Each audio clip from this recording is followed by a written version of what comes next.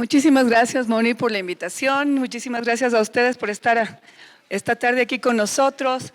Y ahora vamos a hablar un poquito acerca de cuál es el futuro en la salud pública del Ecuador. Pero para poder entender qué es lo que pasa en la salud pública de nuestro país, primero tenemos que entender a nuestro país, ¿no es cierto? Entonces, el Ecuador tiene aproximadamente 17 millones de habitantes, es un país de ingresos medios bajos. Su sistema público de servicios de salud, y ahí quiero que ustedes recuerden, servicios de salud, está constando por el Ministerio de Salud Pública, el IES, el ISFA, el ISPOL y también los servicios de salud municipales. Cada uno de estos subsistemas de servicios de salud tiene su propia fuente de financiamiento. El presupuesto general del Estado designado para el Ministerio de Salud Pública, que es el subsistema de salud más grande del país, que da aproximadamente atención a más del 60% de la población, es de 3.5 millones de dólares. Esto fue asignado en el 2023.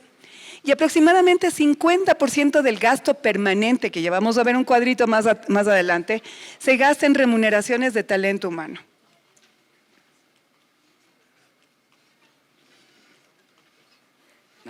Ahí. Como les había dicho hace un momento, el tipo de gasto en el Plan Operativo Anual, en el POA del Ministerio de Salud Pública, consta de un gasto permanente de 2.833.802 millones de dólares, que es el 90% del presupuesto, y el 7.89% es el 7.89 al 10% es el gasto de inversión, es este triangulito pequeño que tenemos aquí, son 298.779 dólares, no es tanto como el gasto permanente. Y esto es lo que pasa en el Instituto Ecuatoriano de Seguridad Social.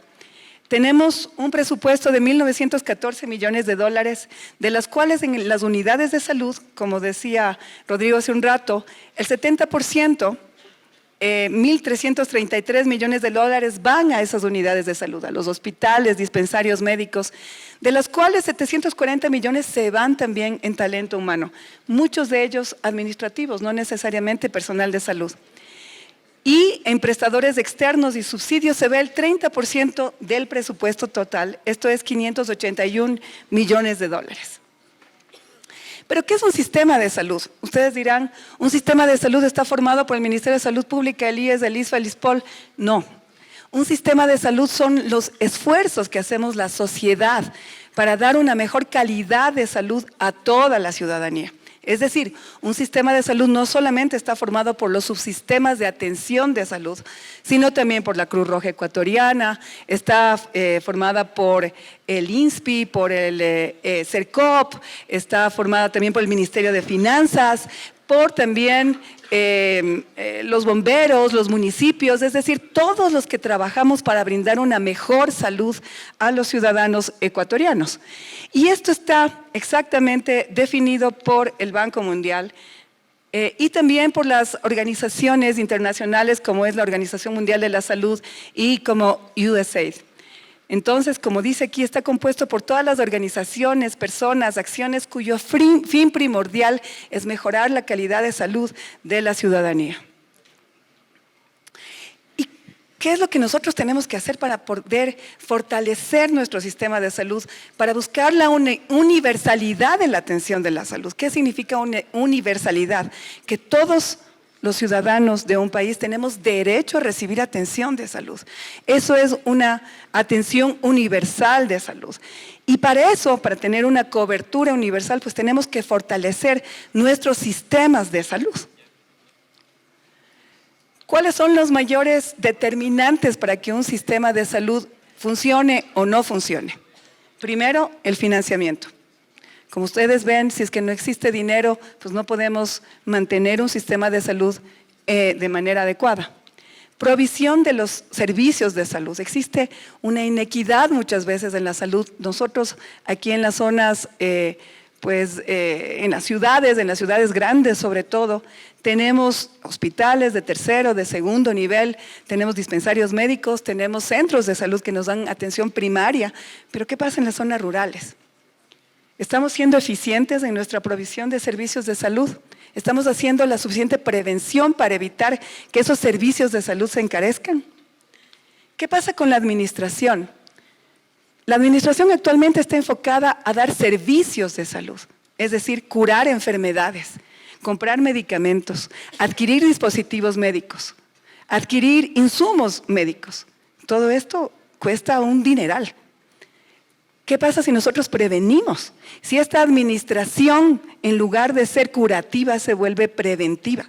¿Qué pasa si ustedes, chicos jóvenes, empiezan a cuidar desde ahora? Tienen una buena calidad de vida, hacen ejercicio, tienen una buena dieta, evitan fumar, evitan tomar alcohol en exceso, etcétera, etcétera. ¿Qué calidad de vida van a tener en su futuro? El tiempo pasa rapidísimo. Ustedes no se imaginan. Yo tengo 52 años, hace un abrir y cerrar de ojos tenía su edad. Y ahora estoy sufriendo las consecuencias no solamente de la genética, sino de no haberme cuidado cuando tenía su edad. Esa es la forma de administración que nosotros tenemos que fomentar. El cuidado de la salud, ¿sí? La promoción de la salud para evitar costos que son mucho más altos que son los curativos. ¿Cuáles son los recursos que nosotros necesitamos para dar un buen servicio? Recursos humanos, no solamente enfermeras, médicos, sino también personal administrativo que esté bien formado. Necesitamos, por supuesto, fármacos, insumos y dispositivos médicos. Necesitamos tecnología para poder brindar una buena calidad de atención de alto nivel, ¿no es cierto? Y lo que es básico es la formación, la información y la investigación. Necesitamos un buen sistema de recolección de datos. Y necesitamos que jóvenes como ustedes estén comprometidos en analizar esos datos para dar una buena base para que las personas que son tomadores de decisiones en los ministerios, en los gobiernos, puedan generar políticas, normativas y mejorar, por supuesto, la calidad de vida de toda la ciudadanía. La importancia del fortalecimiento de los sistemas de salud ha sido destacado sobre todo en los años recientes por la tragedia que nos pasó con la COVID-19. Todos ustedes, no creo que en este auditorio haya una persona que no haya sido afectado por la COVID, no solamente que le haya dado, sino que no haya tenido una persona que haya fallecido o que haya tenido secuelas graves debido a la pandemia de la COVID-19. Y esto es lo que pasó con nosotros a partir de abril, marzo del 2020 a julio del 2021. 75,000 personas murieron en exceso en nuestro país. Ninguna guerra, ninguna catástrofe natural ha matado tantas personas como la COVID-19. Pero eso no solamente ha causado un problema social, no solamente ha causado problemas, trastornos mentales, ha causado también trastornos económicos. ¿Qué es lo que ha pasado? La mayoría de gente que falleció por COVID tenía entre 45 y 64 años de edad, todavía estaba en edad productiva, ¿sí? Muchos de ellos, el 58%, eran hombres. Usualmente en nuestra sociedad, quien lleva pues, el dinero al hogar son los hombres. Y fueron la mayoría los que murieron. ¿Qué es lo que eso produjo? Que hayamos tenido aproximadamente 415,500 años de vida potencialmente perdidos si es que pusiéramos una edad de jubilación de 65 años. Nosotros aquí en el Ecuador tenemos una edad de jubilación de 60 años. Aproximadamente quedarán unos 300,000 años de vida potencialmente perdidos por esa gente que murió durante la COVID-19. Y eso se representa en $185,625,000 que se dejaron de producir en nuestro país.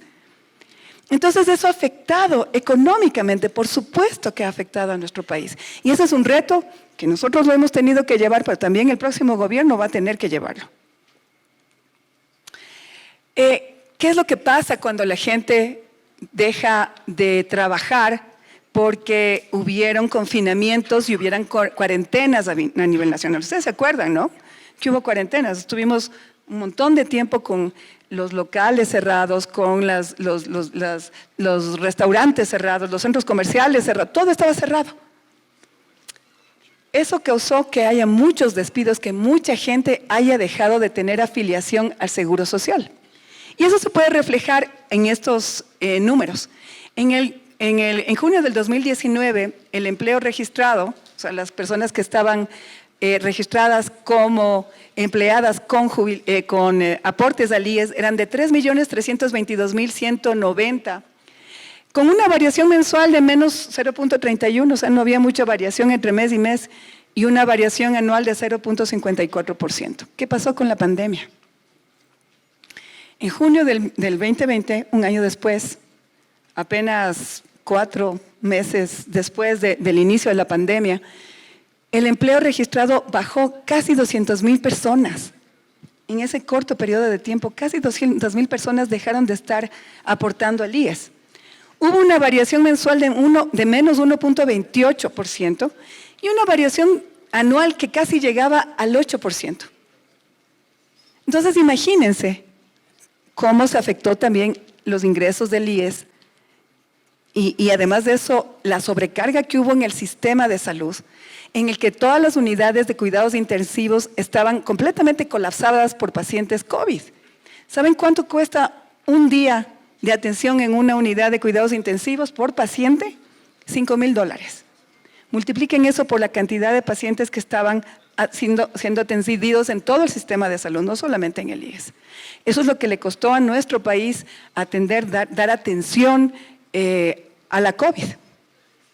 Además de eso, hay que tener en cuenta que muchos de los pacientes que tenían otras enfermedades o sufrieron accidentes de tránsito, por ejemplo, o otro tipo de accidentes, no podían acceder a las unidades de cuidados intensivos y se agravaron o quizás fallecieron, ¿sí? Eso también tiene un impacto económico y social en nuestro país.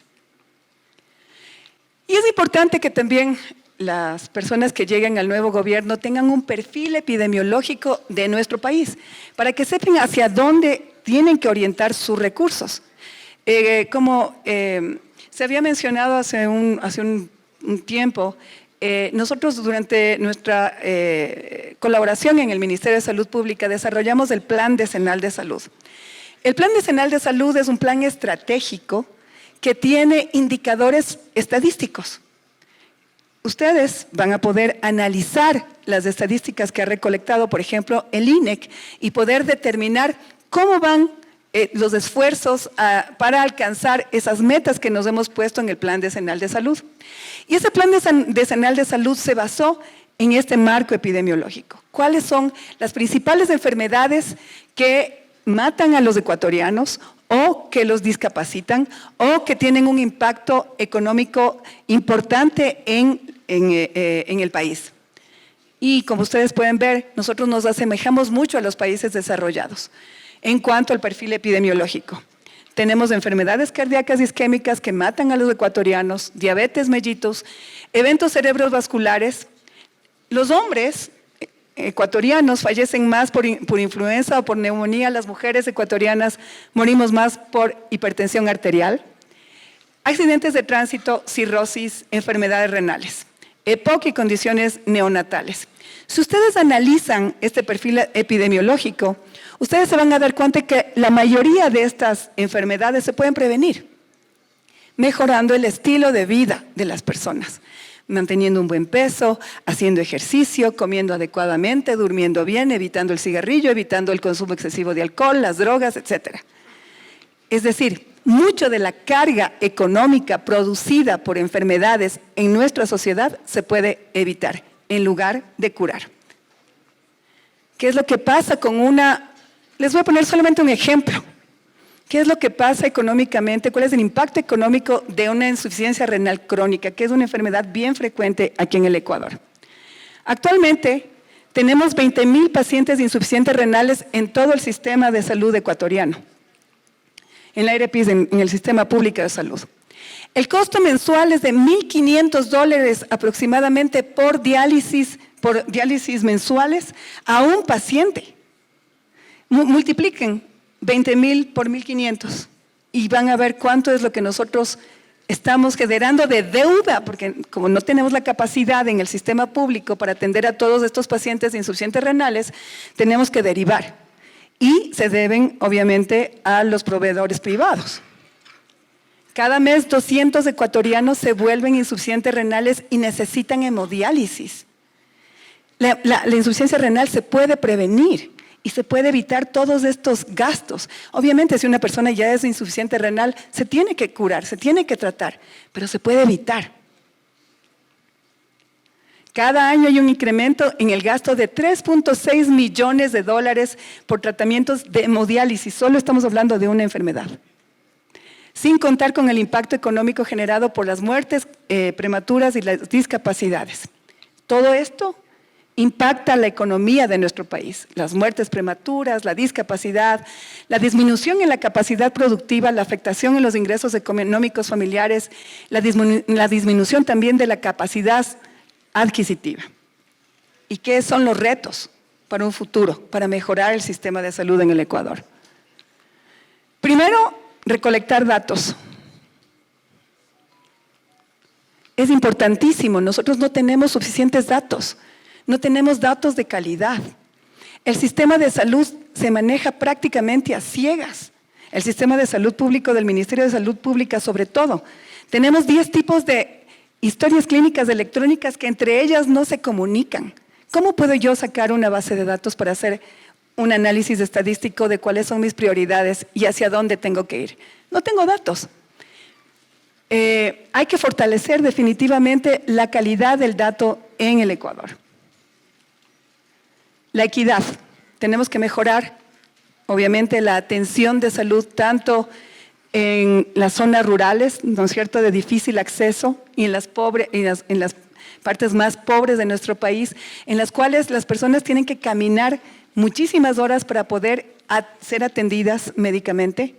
Tienen que ir en bote, tienen que ir caminando, tienen que ir en caballo, y a veces tienen que servirse de helicópteros o de avionetas para poder salir de las zonas tan rurales de nuestro país. Eso tenemos nosotros que mejorar y, por supuesto, mejorar la educación, la prevención, la promoción de la salud y la atención sobre todo a nivel primario, y también no descuidar la salud ambiental. Eficiencia y calidad.